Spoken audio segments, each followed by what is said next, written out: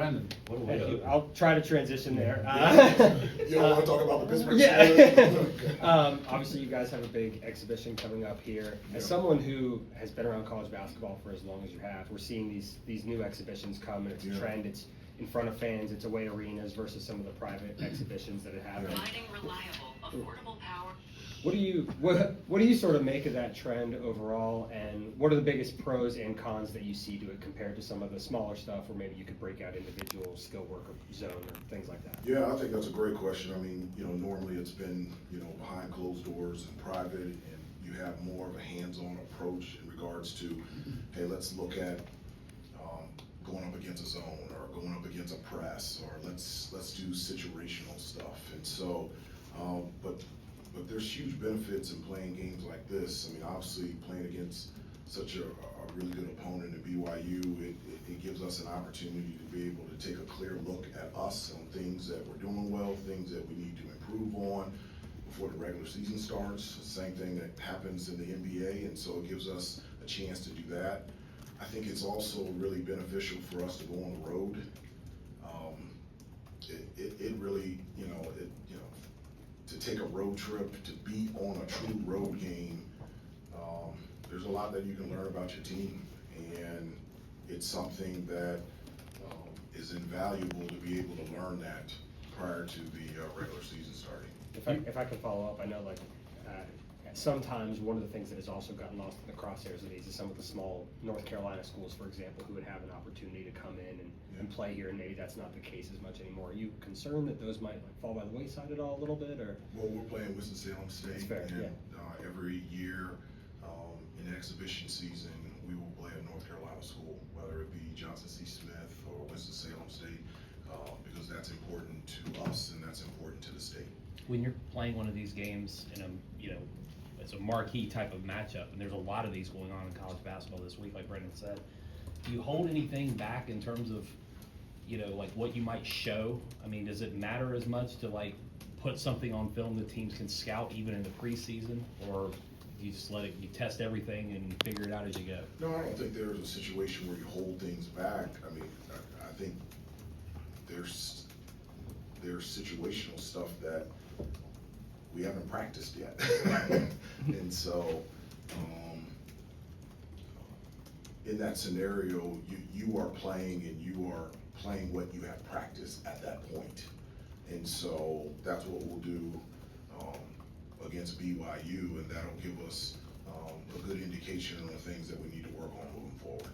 Hubert, along those lines, just going off what you're saying there, but Beard's question, what are the things that you'll be looking for as a coach of a new group on Friday night when you play by BYU? What are you looking for out of your guys? Yeah, I mean, specifically the huge bullet points that we've talked about and identified every day since we've come together as a team. From a defensive standpoint, us being, and I've been clear, definitive, we've got to be a really good defensive team, good rebounding team, for us to have a chance to be the best team that we can possibly become. Looking at our pace, we play at tremendous pace, taking care of the basketball, doing a much better job this year, getting to the offensive glass. And so those are big picture, very important things that I'm looking for out of the scrimmage on our exhibition game on Friday. How important is this opportunity for you to get a look at as many different player groupings as possible in this kind of setting? Very important. It really is. You get an opportunity to do that obviously at practice, but that's against each other. Now being able to do that against another opponent is something that's it's going to be really huge for us. So when people are watching, people tend to make too much out of some of these games. You're looking at this as a lab experiment in some ways to see what you got. I'm not looking at this as a lab experience. They keep score. But it's a free opportunity. I know Roy said lab one time before. It's been stuck in my head. Okay. It's a free opportunity to see what you got and to look at all these different groupings. So what the intent going in, they are keeping score, you're trying to win, but how much of it is it to make sure you get a look at all those different groupings? Well, it is important. I think it's both, and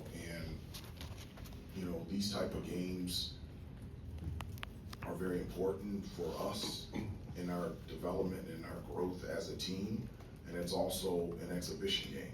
I mean, we did the same thing last year against Memphis, RJ, and we learned something about Seth in that game. Then going through the entire year, you know, Memphis had a pretty good season, and we won 23 games and just got into the NCAA tournament. So there's a lot of value in these type of games, but it's also an exhibition as well, if that makes sense. It's both. Yeah. It's both. Hubert, Hubert, you work obviously with- recruit a lot of players, but AJ DeVance was a really high-profile one. What's it kind of like just going against somebody like that so soon, and how's the relationship kind of continue? You know, obviously there's a lot of guys you get to meet and get to know in the recruiting process. Well, I mean, AJ's not only an outstanding player, he's just a really neat kid that obviously is extremely talented out there on the floor, but he's also somebody that loves the idea of team and teamwork, and just watching a little bit of tape on them in their exhibition game against Nebraska, he's just continued to grow as a player, as a teammate, and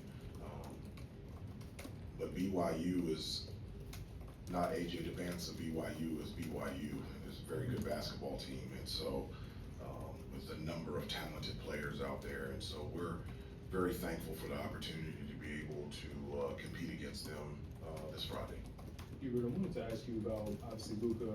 Do you have an update on his status, and has he been cleared this week? From an NCAA standpoint, yes. Institutionally wise, we're working on it, and we're making progress. Do you expect him to play on Friday in Salt Lake City? Possibly. Bit of a pivot, but I just had a question about Caleb. He was sharing with us the other week, he likes to read like daily stoicism quotes. Obviously you guys do the quote of the day. Yeah. I'm not sure if that's something that you guys have like talked about at all, and just what do you think that says about Caleb and kind of just the guy he is, how comfortable and confident he is, just maybe that stoicism. He is, he's very confident, he's very comfortable. Honestly, I just came from a meeting with him just now. I texted him, I said, hey, I'd like to spend some time together before practice. He was like, I'm already here, coach. And so we just walked right up into the office and we sat down and talked for about 25 minutes. And he's confident, he cares, and I don't know what else it's hard for me to describe from the standpoint of just what a great person, a great teammate he is. And, the way that he communicates with me, with his teammates and the coaching staff, I couldn't ask any more of what Caleb already has brought to this team and to this program. Yeah, I guess just a quick follow-up. You were kind of speaking on the AC Network special about how you were almost like scared of Coach Smith a little bit, just I was. right, yeah.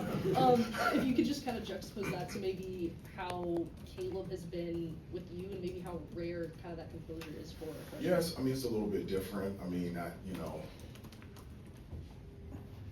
had a great relationship with Coach Smith, but it's just different. It's when I played after the season, you couldn't be on the court with the guys until October 15th. So obviously, I stopped by the office every day and hung out with Coach Smith and Coach Guthridge. But being on the floor with them was only limited to when the season started. Now, you could be on the court with them all the time, and so having more access and more time with them, I think players are more comfortable with their coaches, more so than when I played, and I really like it. Coach, I got another history question for you about Coach Smith. I read a lot about history, and I asked Sean May about this informally at the Raleigh Sports Club. A lot of schools, they lose touch, their players and their students lose touch with their legacy coach, like Dean Smith, because there's been different coaches, different athletic directors, et cetera. That hasn't happened here in North Carolina.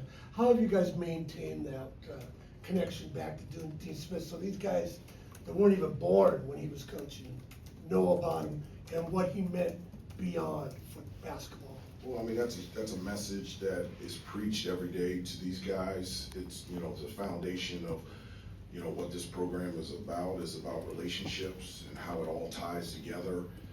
One of the many reasons that I love, you know, our coaching staff is that, you know, all of us didn't play for the same coach here at Carolina. And so, you know, the communication and what we give to the players, we really give them the full body experience of what this place is like, but from different angles. You know, as much as Carolina is Carolina, I'm a different person than Coach Williams. Coach Williams is a different person than Coach Guthridge, and Coach Guthridge is a different person than Coach Smith. And so I think it's really cool that we can give our shared experiences from a different perspective to our players and allow them to understand what this place has always meant and what it's like. Could you imagine a school not knowing, their students and their players not knowing about a legacy coach like Dean Smith? I could not imagine that, but it won't happen here because I talk about him and Coach Guthridge and Coach Williams every day. Thank you, Hubert. Hubert, for your staff, going into an exhibition game, I think the focus will be on the players once the game gets started, but going into the game, is this an opportunity for the staff to prepare for an opponent as if you would during the regular season? Oh, we do. I mean, it's everything. It's scouting report, it's the same routine headed into a regular season game, and that's, you know, one of the benefits of playing in this game is, you know, we have 11 new players, so for them to understand the regular routine and preparation to play an opponent. So yeah, that does play a part. So Hubert, you emphasize improving size and rebounding as a priority in the offseason. What are you particularly looking for out of your bigs in this exhibition game coming up? Not just specifically with the bigs, just for our team. You know, I always have said that rebounding is the #1 determining factor of an outcome of a game, and so, you know, we've got to be a good rebounding team on both ends of the floor. And so those are things that we talk about and emphasize, every day, and irregardless if you have size or don't have size. That's an area that we really want to improve on and we want to be really good at this year. Hubert, I know you touched on it a little bit, but having freshmen get out there in front of an away crowd, how important is it for their development specifically outside of, I guess, the rest of the team in a sense? Yeah, it is. I mean, it's important for them to get out there on the floor, but, you know, these guys have been exposed to a number of different situations. It's not like when I was playing, you know, playing in the NBA arena for the first time was very different for me. These guys have done it since high school. They do it in AAU, and so the moment is never too big for them, and actually it's the exact opposite. They run towards it, and so it'll be exciting for all of our players to be able to play on Friday. Art. Hubert, I don't know if you saw it, but Izzo went off on the NCAA letting you sign people out of the G League now. Did you see that? I didn't see that. Yeah, that's in the news. And he said there's no rules, and yeah, he just went off on it. I know if you haven't seen it, I was gonna say what to think of it, but I'm sorry, I didn't see it. when you see it, think of my question. Okay, I will. I'm a huge fan of Coach Izzo. Okay. He did go off on it. He did, okay. Hubert, we've met with Caleb, we've met with Derek, but the other freshman you brought in, Isaiah, what do you like about his game and what he brings to the team? Yeah, he's now practicing full practice, starting late last week.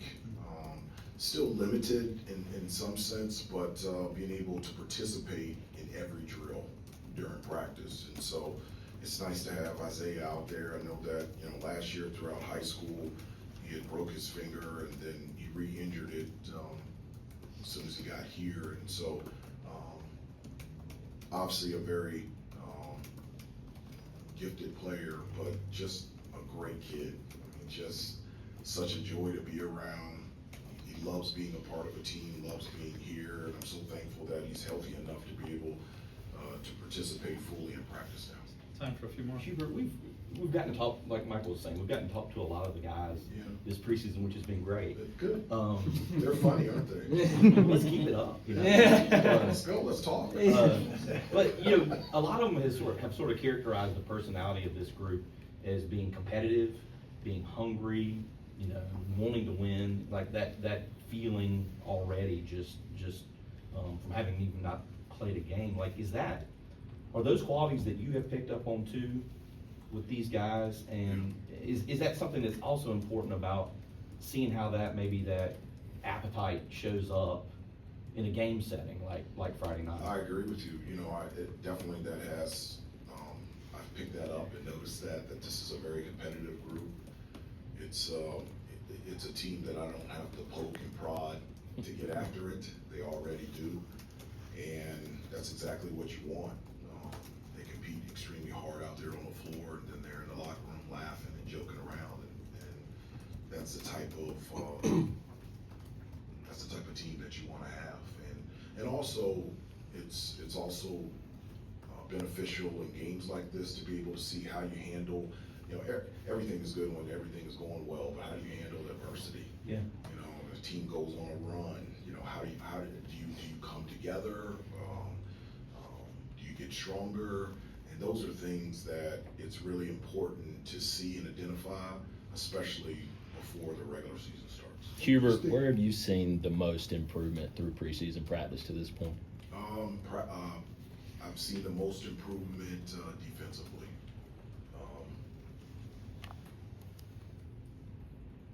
That's just number one on my list, is for us to be a really good defensive team. And I've seen improvement in regards to individual one-on-one defense and the importance of communication and talking early, loud, clear, and constant, team defense-wise. And so that's the area that I've seen the most improvement. Have you seen that versatility with the guys? I mean, because you look at this roster, it looks like it can be comparable to that top 10 defense you guys had a few years ago. No, it is.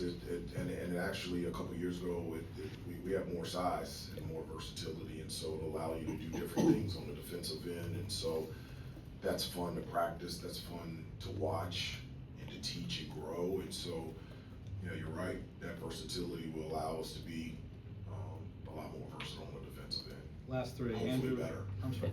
Last three, Andrew, Grant, Shelby.